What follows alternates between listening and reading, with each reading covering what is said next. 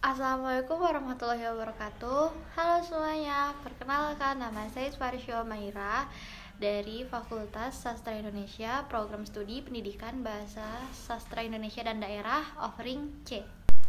Di sini saya akan menjelaskan materi tentang kajian dan aliran sastra bagian 9.6 yaitu aliran sastra Indonesia. Aliran sastra Indonesia. Cara sastrawan menghadapi peristiwa dan kenyataan adalah dengan berkarya sastra. Karya sastra ini merupakan hasil pemikiran, perasaan, dan penghayatan sastrawan terhadap peristiwa dan kenyataan. Cara sastrawan menghadapi sesuatu berbeda-beda antara satu sastrawan dengan sastrawan lainnya, antara satu zaman dengan zaman lainnya. Peristiwa besar dan cara sastrawan menghadapi dan menyikapinya, inilah yang melahirkan karya-karya sastra. Selain peristiwa dan sikap sastrawan, ada kondisi lain yang berpengaruh terhadap munculnya aliran karya sastra. Di dalam karya sastra dikenal adanya selera dan estetika. Kita mengenal selera sezaman. Dalam kondisi semacam ini, kita bisa memahami mengapa pada zaman tertentu didominasi oleh aliran karya sastra tertentu. Pada saat novel ayat-ayat cinta mendapat apresiasi di masyarakat, segera muncul genre novel religi yang sejenis. Di sisi lain, ada bentuk keindahan lainnya yaitu keaslian dan keindividualan. Karya sastra hendaknya karya asli sastrawan, bukan meniru karya sebelumnya. Karya yang hanya meniru karya lain, nilai keindahannya akan turun. Untuk itulah, selalu ada usaha dari sastrawan untuk tidak selalu menyetujui apa yang dikemukakan oleh sastrawan sebelumnya. Ia menambah, mengurangi, merevisi, atau bahkan menentangnya dengan mengemukakan pemikiran yang baru. Saat tidak puas dengan tema-tema balai pustaka, sastrawan mencoba untuk berkarya dengan pemikiran yang berbeda. Ini memunculkan angkatan penjaga baru. Kemunculan penjaga baru tidak selalu memuaskan semua sastrawan. Kumpulan saja 3 menguak takdir merupakan bukti ketidakpuasan kelompok penyair muda, yaitu Khairil Anwar, Rifai Apin, dan Asrul Sani terhadap Sultan Takdir Ali Syahbana. Perlawanan itu bertolak dari konsepsi kesenian yang berbeda antara penjaga baru dengan angkatan 45. Dengan kondisi ini, tidak ada aliran yang paling baik. Tidak ada karya sastra yang hanya mengandung satu aliran. Sebuah karya sastra dinilai dari apa yang dominan di dalamnya. Klasifikasi tentang aliran sastra ini semakin berkembang dan semakin banyak. Ini selaras dengan semakin beragamnya karya sastra yang muncul. Jadi, apa saja aliran sastra yang kita kenal? Di sini saya akan menjelaskannya secara garis besar. Yang pertama ada aliran realisme. Aliran realisme ialah aliran yang mengemukakan kenyataan, bersifat objektif, melukiskan dunia apa adanya. Contoh karya ini adalah biografi, autobiografi, kisah nyata, dan roman sejarah yang bisa kita masukkan ke sini. Aliran ini muncul pada abad ke-19, khususnya prosa fiksi. Karya realistik sering dioposisikan dengan karya romantik dan imajis. Di dalam romantik disajikan kehidupan yang lebih indah, lebih berani mengambil risiko, dan lebih heroik. Di dalam karya imajis, lebih menonjolkan imajinasi sastrawannya. Sebagai contoh adalah novel Laskar Pelangi karya Andrea Hirata dan Surat Kecil untuk Tuhan. Kedua, aliran surrealisme. Surrealisme dapat diartikan sebagai sesuatu yang melebihi kenyataan.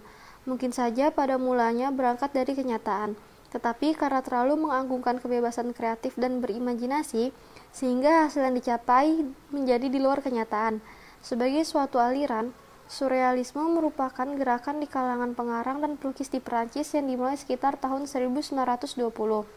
Mereka menghendaki kebebasan dalam kreativitas, mengungkapkan bahwa sadar dengan imaji-imaji tanpa adanya urutan atau koherensi seperti di dalam mimpi. Membebaskan diri dari alasan yang logis, standar moralitas, konvensi, dan norma-norma sosial dan artistik. Surrealisme mencoba mengeksploitasi materi-materi di dalam mimpi. Keadaan jiwa antara tidur dan jaga. Karya-karya yang bisa dimasukkan ke dalam aliran ini adalah karya Danorto dan Putu Wijaya. Ketiga, absurdisme. Absurd merujuk pada pengertian tidak masuk akal, ganjil, atau mustahil. Yang disebut karya sastra absurd ialah karya yang beranggapan bahwa pada dasarnya kondisi manusia itu absurd. Karya absurd menonjolkan hal-hal di luar logika, imajinatif, ganjil, dan dari alam bawah sadar. Dalam prosa rekaan, Budi Dharma, Iwan Simatupang, dan Narto Putuwijaya dikenal sebagai pengarang absurdisme. Putuwijaya, Nano Riantiarno, dan Arifin Senur merupakan penulis naskah drama absurdisme. Sedangkan di genre puisi dikenal Sutarji Kalzium Bahri, Yudhistira Ardi Nugraha, Ibrahim Sattah, dan Side Sudiarto DS. Keempat, psikologisme.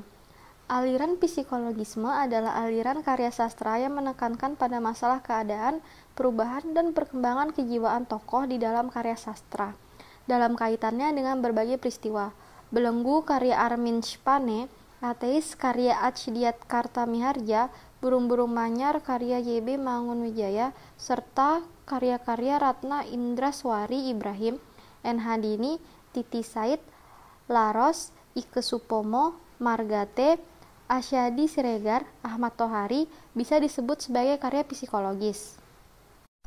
Kelima, romantik. Aliran romantik merupakan aliran kesusastraan di Eropa pada akhir abad ke-18 yang mengutamakan perasaan, lukisan angan-angan, emosi, dan sentimen idealisme. Ada romantik yang menimbulkan semangat untuk berjuang dan mendorong keinginan untuk maju. Ada pula romantik yang lukisannya berhayal-hayal, bersedih-sedih, dan melemahkan semangat perjuangan. Keenam, eksistensialisme.